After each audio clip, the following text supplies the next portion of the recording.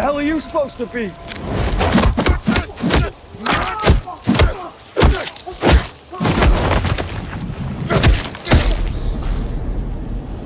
I'm vengeance. What the hell are you? I'm Batman. What are you?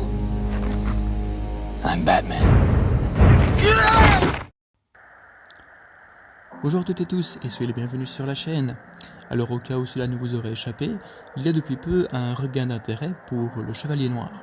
En effet, depuis le 2 mars, nous pouvons découvrir au cinéma le film The Batman de Matt Reeves avec Robert Pattinson dans le rôle du célèbre justicier détective de Gotham City. Je profite de l'occasion pour établir mon top 5 des films qui lui sont consacrés. Certains me diront pourquoi un top 5 alors qu'il existe bien plus de films de Batman. En fait, pour constituer ce classement, j'ai mis de côté les longs métrages d'animation, même s'il faut avouer que Batman contre le fantôme masqué entrerait très facilement sur le podium de n'importe quel classement des films de l'homme chauve-souris. J'ai également fait abstraction des films où Batman n'est pas l'unique héros. Par exemple, Batman vs Superman et Justice League ne sont donc pas pris en compte. Mon classement est établi grâce à des points positifs et négatifs qui permettront de justifier la place donnée aux films concernés. Avant de commencer, je tiens à dire qu'il s'agit de mon classement en raison de mon affect par rapport au film. Il est évident que chacun d'entre nous doit avoir son Batman préféré pour des raisons qui lui sont propres. Je vous propose donc de découvrir le film qui est classé en 5e position.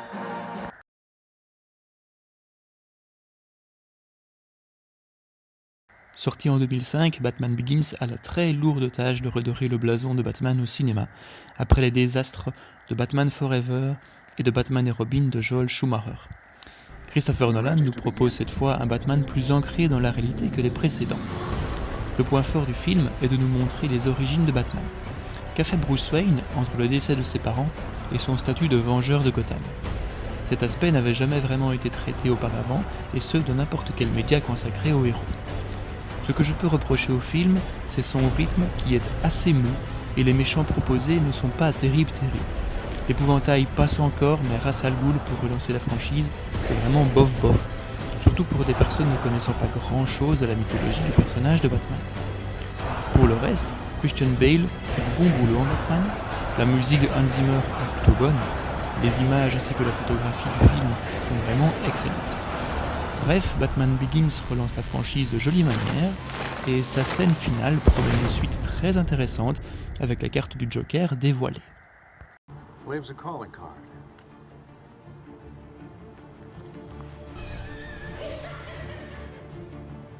I'll look into it.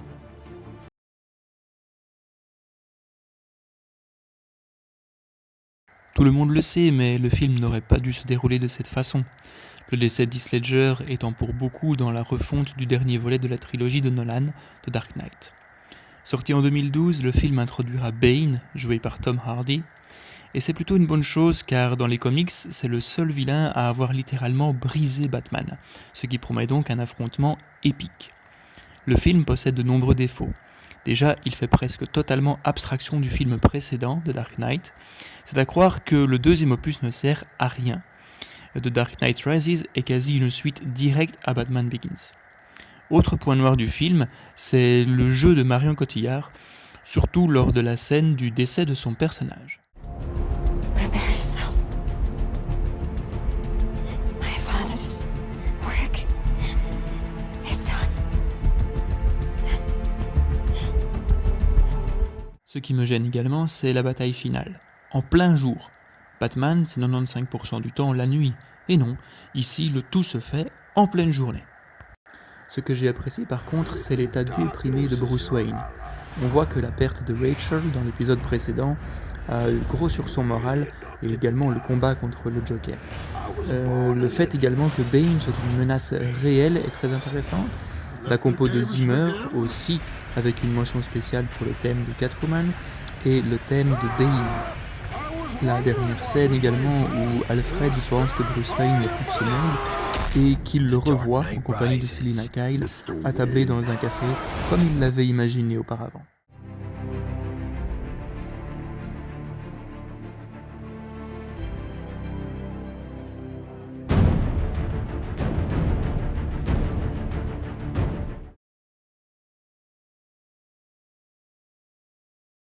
Ah, le Batman de 1989 de Tim Burton. C'est grâce à ce film que j'ai découvert l'univers Batman. C'est dire tout l'affect que j'ai pour ce long métrage.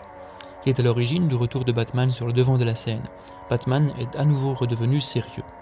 Il est également à l'origine d'une véritable Batmania qui s'empare du monde entier grâce à une campagne de merchandising tout à fait efficace. L'attente était grande autour de ce film.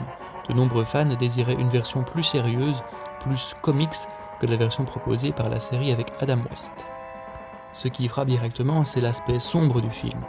Les seules notes de couleur viennent du Joker. Pour le Joker, justement, le choix de Jack Nicholson est l'évidence même. Cet acteur, c'est le Joker. Il suffit de voir ses prestations dans Vol au-dessus d'un nid de coucou ou encore dans The Shining pour s'en apercevoir. Jack is dead, my friend. You can call me Joker. And as you can see, I'm a lot happier. L'aspect comics est très bien retranscrit dans le film et est accentué notamment grâce à l'origin story du Joker. C'est un gangster du nom de Jack Napier et qui deviendra plus tard le Joker suite à une chute dans une cuve d'acide. Cela renvoie directement au comic book The Killing Joke, sorti en 1988, donc une année avant, scénarisé par Alan Moore. Burton ne se cachera pas de s'y être inspiré pour faire son Joker avec Jack Nicholson. Autre point positif du film, la Batmobile. Elle reste encore aujourd'hui la plus belle selon moi. Elle est bourrée de gadgets et le design style chauve-souris est clair et net. Elle sera également une source d'inspiration pour l'excellente série animée Batman The Animated Series de 1992. Cette série emprunte énormément d'éléments au film de Burton. Comment également ne pas parler de Batman sans évoquer le score exceptionnel de Danny Elfman. Le thème qu'il a composé pour Batman est très marquant et servira lui aussi d'inspiration au générique du dessin animé de 1992. En plus de la composition de Danny Elfman, le film peut aussi compter sur des titres originaux du chanteur Prince. En quelques jours, la chanson Bad Dance s'est hissée à la première place des hit parades.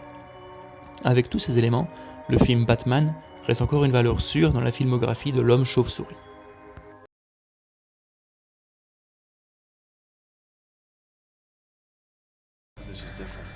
Quelle claque! Non mais quelle claque! Sorti en 2008, The Dark Knight se devait de continuer sur la bonne lancée initiée par Batman Begins.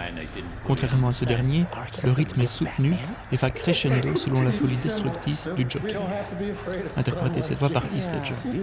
L'antagoniste vole la vedette au héros, ce qui est souvent le cas dans les films Batman. La véritable attraction du film, c'est lui, un personnage qui n'est attiré que par le chaos, la violence, l'anarchie. Il se décrit lui-même comme un chien fou. Ici, le Joker n'a pas d'origin story. On ne sait rien sur lui, et quand on pense savoir quelque chose, il change de version à raconter à ses victimes. Contrairement aux comics et aux films Burton, ce personnage se maquille en blanc. Ce n'est pas son teint naturel. Le personnage d'Harvey Dent est bien exploité, mais son passage en double face et les actions qu'il va concéder suite à cela sont vite expédiées et passent en second plan. La compo de Hans Zimmer est meilleure que pour Batman Begins, surtout le thème Why So Serious pour le Joker. Il s'agit vraiment d'un thème de folie pure. Bref, The Dark Knight est un pur chef-d'œuvre que je suis allé voir 3 fois au cinéma à l'époque.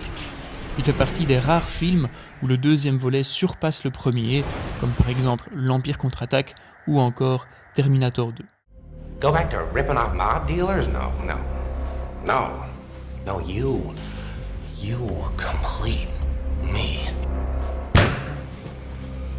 I'm gonna make this pencil disappear. Ta-da! It's gone.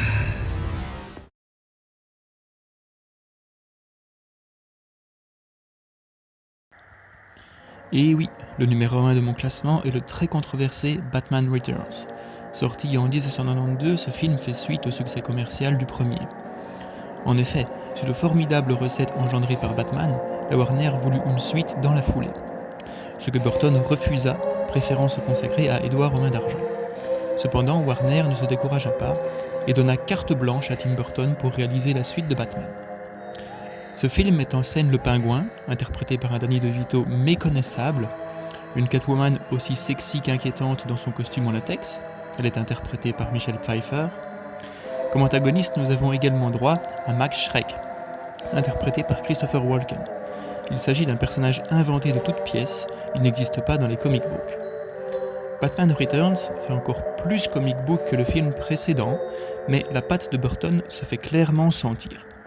Pour beaucoup, il s'agit d'un film dit burtonien. Les images et la photographie, dominées par le noir et le gris, sont superbes. Elles renforcent le caractère dépressif du film. Il n'y a pas de happy end dans Batman Returns. La BO de Danny Elfman est sublime et renforce cet aspect dépressif. Tout cela a rendu le film controversé. Les associations de parents ont montré leur mécontentement vis-à-vis de celui-ci.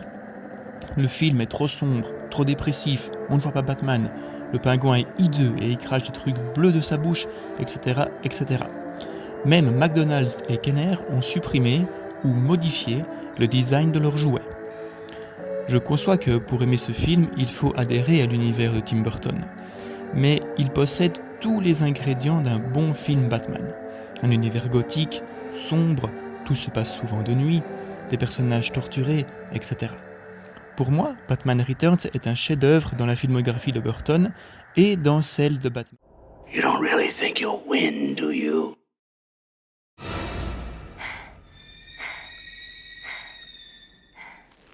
Meow.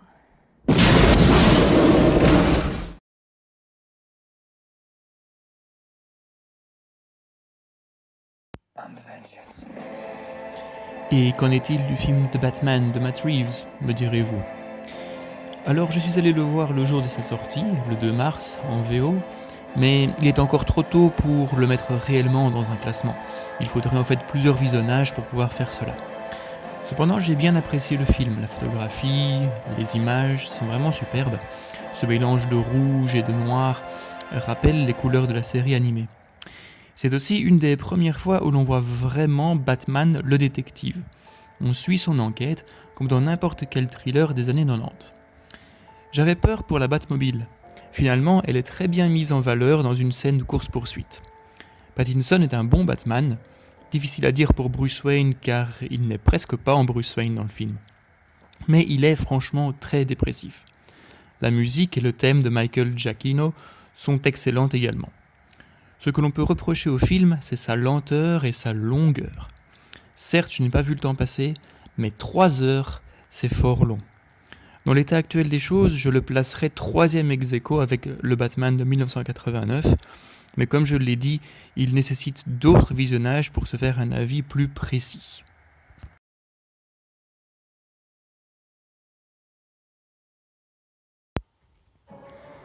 Pour conclure, je dirais qu'élaborer un classement des meilleurs films Batman est très difficile.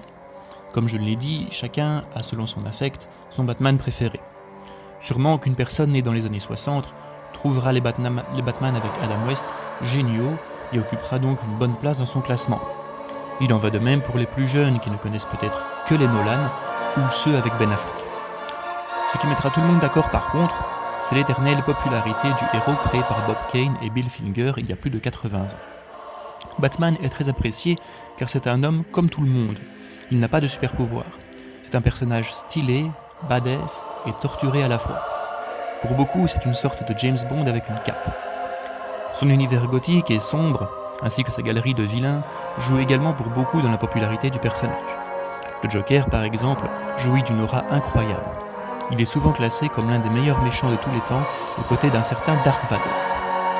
Bref, nous n'avons pas encore fini d'entendre parler de Batman, que ce soit en comics, en animation, en jeux vidéo, et bien sûr au cinéma, puisqu'il est question d'une trilogie de Batman. La vidéo touche à sa fin, j'espère que vous l'aurez appréciée. Dites-moi en commentaire quel est votre Batman préféré, ou bien votre top 3, ou votre top 5 comme je l'ai fait, ou soyons fous, un top complet. Et dans ce cas-là, bon courage. N'hésitez pas également à mettre un bat pouce bleu, un bat commentaire, à partager la vidéo auprès de vos amis, auprès de fans de Batman, dans des groupes Batman. N'hésitez pas également, si tout le contenu de la chaîne vous plaît, à vous abonner à la chaîne. Moi je vous dis à bientôt et à une prochaine vidéo. Ciao ciao.